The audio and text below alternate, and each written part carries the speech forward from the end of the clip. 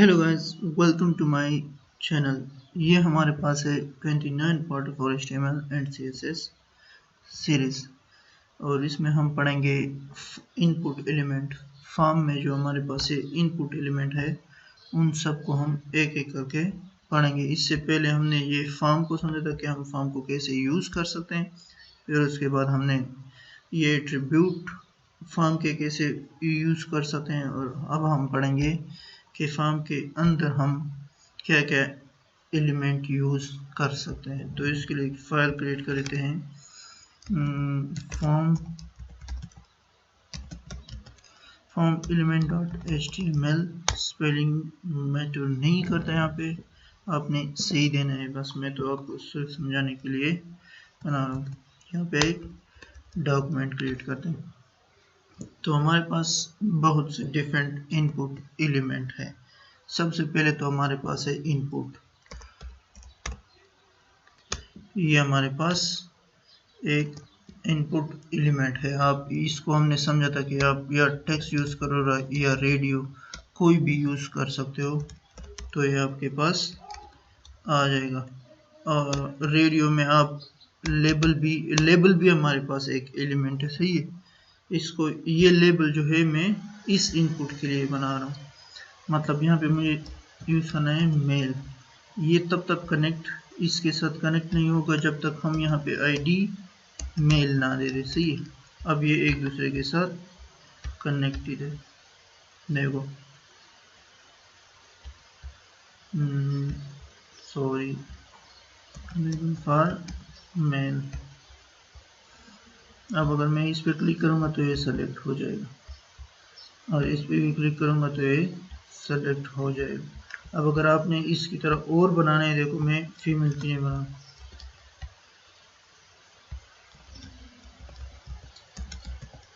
Female के लिए मैंने एक बना दिया, सही है।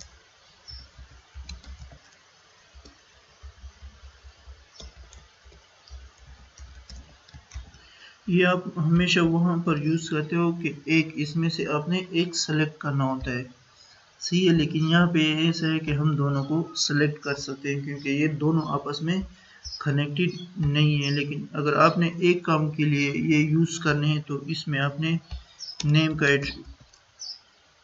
एट्रीब्यूट भी यूज़ करना है, सही है। कोई सेम नाम इसका रखो, बस नेम जेंडर। इनपुट एलिमेंट में दोनों में नेम जेंडर रखो तो इसमें से आप एक सेलेक्ट कर पाओगे। देखो अब ये दोनों आपस में कनेक्टेड हो गए, मतलब इन दोनों में आपने एक को सेलेक्ट करना है।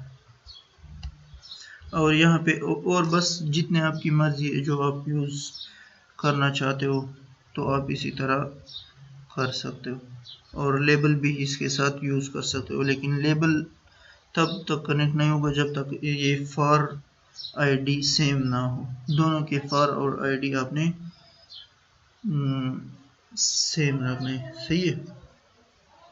और इसके बाद हमारे पास आता है सेलेक्ट ऑप्शन। हमारे पास ऐसे होते हैं कि इनमें से ड्रॉप डाउन लिस्ट होगा हमारे पास, इसमें से आपने एक सेलेक्ट करना है। देखो मैं लेबल इसके लिए बना लेता हूँ, लेबल फॉर कार्स, सही है। Choose a car, choose a car, सही है। ये हमारे पास कार हो गया। अब इसको हमने सेलेक्ट करना है। ये लेबल जो है ना, इसको आपने हमेशा आईडी इसके साथ आईडी देनी है, जिसके साथ आपने कनेक्ट करना होता है उसको आपने आईडी देनी होती है और नेम भी आप दे सकते हो, सही है। अब इसके अंदर आपने ये सेलेक्ट ऑप्शन है, हमारे पास 3 या 4 ऑप्शन, जितने ऑप्शन आपने इसके अंदर लिखने हैं। सेलेक्ट भी एक एलिमेंट है और इसके अंदर भी एक एलिमेंट है, देखो ऑप्शन। अब ऑप्शन में आपने वैल्यू देनी है वो जो भी कह रहे, सही है। 3 या 4 वैल्यू आप लिख सकते हो। मैं इनको ये सेलेक्ट कर देता हूँ, कॉपी करके यहाँ पे मैं BMW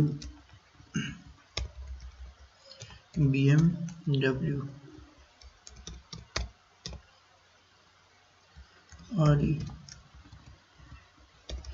यहाँ फिर आपकी अपनी मर्जी है, जो आप यूज़ करना चाहो यूज़ कर सकते हो। देखो ये हमारे पास एक ऑप्शन आ गया, इसको आप सेलेक्ट कर सकते हो। सही है। अगर आप चाहते हो कि ये चूज ए कार इसके अंदर आ जाए तो आप यहाँ पे इसको हटा के ये लेबल को आप हटाओ और यहाँ पे ऑप्शन लिख दो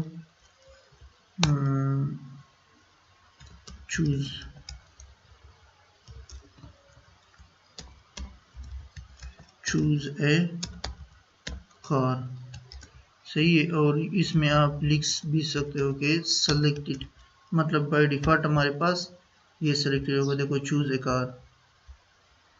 अब यहाँ पे जो आपने सेलेक्ट करना है आप उसको सेलेक्ट कर सकते हो। ये हमारे पास एक एलिमेंट, और इसके अंदर भी ये जो है ऑप्शन, ये भी हमारे पास एलिमेंट है, लेकिन ये सेलेक्ट ऑप्शन के अंदर यूज होते हैं।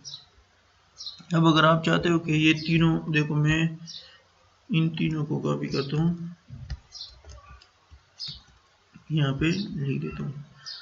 अब मेरे पास ये इसमें से कोई भी शो नहीं हो रहा, लेकिन अगर आप चाहते हो कि बाय डिफ़ॉल्ट मेरे पास ये तीन शो हो, तो इसको आप यहाँ पे साइज लिख के 3 लिख सकते हो। देखो ये हमारे पास अब 3 बाय डिफ़ॉल्ट शो हो रहे हैं। सही है।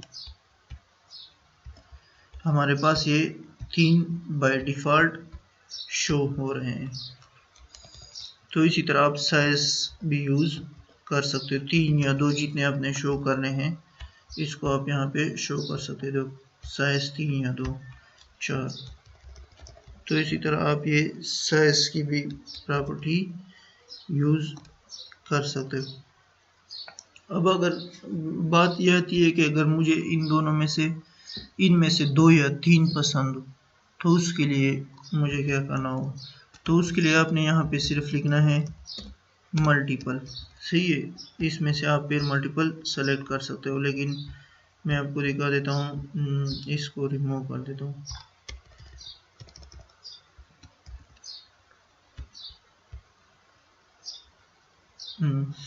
अब अगर मल्टीपल आपने लिखा है तो यहाँ पे आपको मल्टीपल ही शो होंगे। सही है। तो इसको सेलेक्ट करने के लिए आप इसे डायरेक्ट नहीं कर सकते। सही है। आपने कंट्रोल विंडो बटन को प्रेस करना है। अब आप यहाँ पे जितने चाहो आप इसको सेलेक्ट कर सकते हो, मतलब 3 या 2 या जितने भी आप यूज़ करना चाहो सेलेक्ट कर सकते हो। यहाँ पे एक बटन बना देते हैं। बटन भी हमारे पास एक एलिमेंट है। सही है। लेकिन बटन के साथ आपने लिखना है टाइप, आपने ज़रूर लिखना है। सही है। Type submit. नेम भी आप लिख सकते हो। ये फिर सर्वर साइड स्क्रिप्टिंग लैंग्वेज जो होंगी उसमें फिर ये यूज़ होगा, लेकिन ये टाइप आपने ज़रूर लिखना है सबमिट, क्योंकि वहाँ पे ऐसे ब्राउज़र भी हैं जिसका टाइप बाय डिफ़ॉल्ट डिफरेंट होता है, तो फिर इस वैल्यू को ये सबमिट नहीं करेगा। अगर मैं यहाँ पे एक्शन लिख दूँ, एक्शन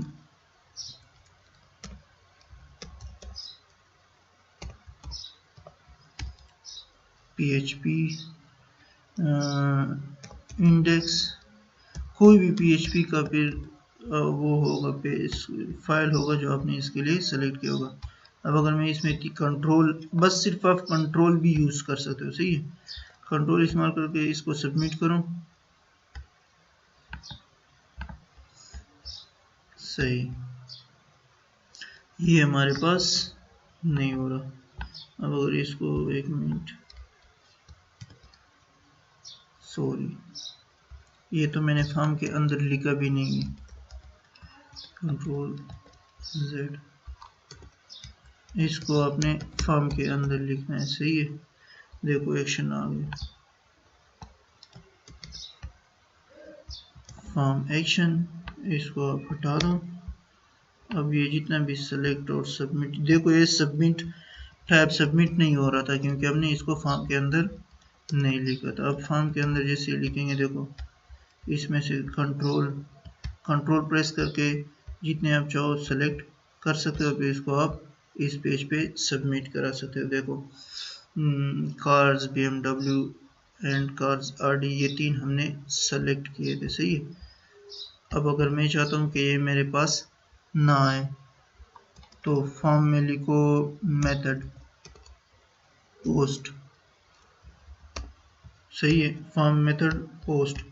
अब अगर मैं सेलेक्ट करूँगा तो यूआरएल में हमारे पास वैल्यू इसकी नहीं आएगी, सीधा इस पेज पे चले जाएगा। ये पेज हमारे पास नहीं है तो इसलिए ये एरर दिखा रहा है। लेकिन आपने मल्टीपल सिलेक्शन भी इसी तरह ही करनी है। अब हमारे पास एक और है, देखो अगर मैं चाहता हूँ कि यूज़र मुझे ये सेलेक्ट करके इसके साथ मुझे एक मैसेज भी सेंड कर दे।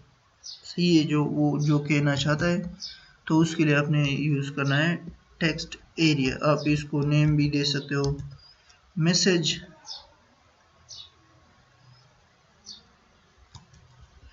आप आईडी कोई भी दे सकते हो। सही है, मैं नहीं दे रहा। लेकिन ये रो जो है, कॉलम्स जो है वो 30 लाइन कॉलम होगा और 10 लाइन रो होंगे। सही है, देखो ये हमारे पास आ गया। इसको आप इस तरह भी कर सकते हो, देखो साइज इसकी ज़्यादा कर सकते हो, लेकिन हम फिर इसको बंद भी कर सकते हैं कि हमारे पास शो ना हो। उसको हम CSS में फिर समझेंगे कि इसको हमने कैसे करना। देखो अगर BR लिखोगे तो ये सबके नीचे ब्रेक आ जाएगा। इसको फिर जावास्क्रिप्ट मतलब CSS के ज़रिए बाद में लिखेंगे, अब इसकी बारी नहीं है। अब यहाँ पे आप जो लिखना चाहो लिख सकते हो। सही है। अब एक और यहाँ पे इसमें एक और एट्रीब्यूट भी यूज होता है, प्लेस होल्डर। सही है, टाइप मैसेज है। तो ये प्लेस होल्डर ऐसे काम करता है कि यहाँ मैसेज में फिर शो होगा। आपने देखा होगा कि अगर आप अब अगर आप यहाँ पे टेक्स्ट इंटर करो तो ये हाइड हो जाएगा, बाकी ये शो हो रहा है। प्लेस होल्डर आप इनपुट में भी यूज़ कर सकते हो। सही है, अगर मैं यहाँ पे लिख दूँ इनपुट टाइप टेक्स्ट, अब अगर मैं यहाँ पे लिख दूँ प्लेस होल्डर नेम, सही है, या फर्स्ट नेम लिख दूँ, देखो फर्स्ट नेम, तो देखो ये हमारे पास फर्स्ट नेम लिखोगे तो ये हाइड हो जाएगी। तो इसी तरह आप ये प्लेस होल्डर भी एट्रीब्यूट भी यूज़ कर सकते हो। और ये नेम वगैरह ज़रूरी है क्योंकि फिर आपने ये सर्वर में भी सबमिट करने ना। अगर यूज़र जैसे इंटर करेगा तो वो मैसेज आपके सर्वर पे शो हो जाएगा और सर्वर से फिर आपने उसको एडमिन पैनल पे शो करने। तो ये हमारे पास इसी तरह काम करता है। अब एक और हमारे पास है फील्ड सेट। सही है, फील्ड सेट हमारे पास ऐसे काम करता है, देखो मैं BR लिख देता हूँ यहाँ पे। सही है, फॉर्म एक्शन सब कुछ हमारे पास है। फील्ड सेट हमारे पास ऐसे काम करता है कि हम अगर रिलेटेड डेटा हो हमारे पास तो उसको एक साथ लिखने के लिए हम फील्ड सेट यूज करते हैं। सही है, हमारे पास एक एलिमेंट है कि हमारे पास सेम डेटा है, तो इसको करने के लिए मतलब एक और इसके अंदर एक और एलिमेंट भी हम यूज़ करते हैं। मतलब फॉर्म में जितने भी एलिमेंट हैं उसके अंदर भी हम एलिमेंट यूज़ कर सकते हैं। देखो जैसे हमारे पास है, इसके अंदर हमारे पास है legend, student form, sorry student form. ये फील्ड सेट जो है वो इस पर्टिकुलर एरिया के बाहर एक लाइन ड्रा कर देगा और ये फिर इस लाइन में शो होगा। मैं आपको दिखा देता हूँ, देखो मैं सबसे पहले मैं लेबल बना देता हूँ, लेबल फॉर फर्स्ट नेम, यहाँ पे मैं लिख देता हूँ नेम। अब इनपुट टाइप टेक्स्ट, आईडी आपने ज़रूर देनी है क्योंकि इसको आपने कनेक्ट भी करना है। Input type text name, first name, last name, control C, यहाँ पे मैं लिख देता हूँ फर्स्ट नेम, लास्ट नेम, दोनों हमारे पास ऐसे लास्ट नेम एल नेम सही है। अब अगर इसको मैं चेक करूँ देखो तो ये इस लाइन में भी आ गए, इसके अंदर मैं बियर लगा देता हूँ। देखो हमारे पास ये फील्ड है, फील्ड सेट है इसका पूरा, इसकी आप साइज भी फिर कम कर सकते हो। और ये इसी तरह लेजेंड जो है इसी तरह लाइन में शो होगा। तो इसका मतलब है कि जो हमारे पास सेम डेटा है वो हम इसमें एक्सेस करना चाहते हैं, लेकिन आपने ये ख्याल रखना है कि इसको मतलब यहाँ पे यूज़ नहीं करना। सही है, ऐसा फॉर्म है जो बस पूरे फॉर्म में सेम डेटा है, उसको आपने पूरे फॉर्म को आप इसी तरह कर सकते हो, पूरे फॉर्म को इसी तरह बनाओ, लेकिन सिर्फ इसको आप ऐसे ना बनाओ। तो है हमारे पास है फील्ड सेट। फील्ड सेट आप इसी तरह यूज़ कर सकते हो। इसको इसके ऊपर नाम लिख देते हैं FIL field set, sorry H1 में FIELD सॉरी फील्ड सेट सही है। इसको हमने सेव किया ताकि फिर पता चले। इसको कॉपी करके कंट्रोल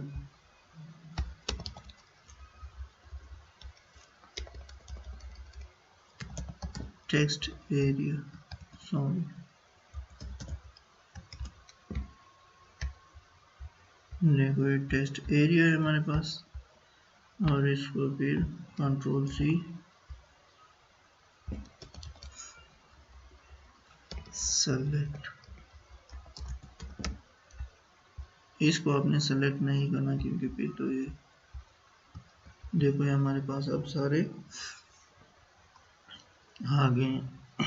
इसको आप फॉर्म के अंदर बस जितने भी लिखे हैं आपने सबमिट करने, ये यहाँ पे चला जाएगा।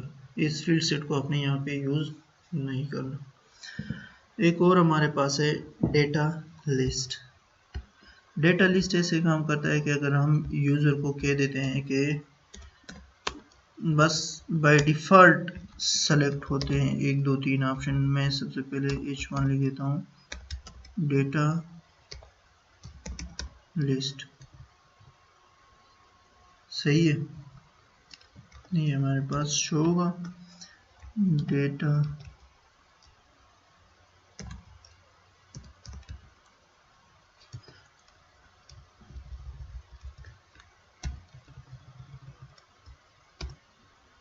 सही है। डेटा लिस्ट में हम एक तो इनपुट डाल देते हैं। देखो मैं आपको पूरा लिख देता हूँ, फिर आपको पता चल जाएगा कि ये कैसे काम करता है। इनपुट इसमें लिस्ट ऐड करना है, सही है।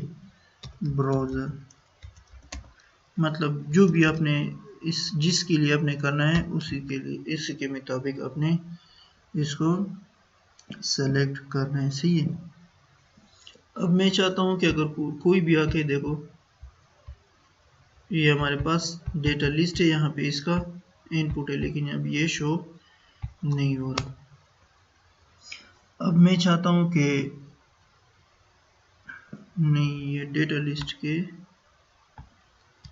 बाहर सेलेक्ट करना था, सॉरी। हाँ देखो ये हमारे पास अब ये आ गया। ये अपने डेटा लिस्ट के बाहर सेलेक्ट करना है। ये इनपुट में बाय डिफ़ॉल्ट फिर आप सीधा सजेशन आपके पास आ जाएगी। ये ऐसे काम करता है। बस आपने यहाँ पे ऑप्शन देनी है। देखो ऑप्शन आपने वैल्यू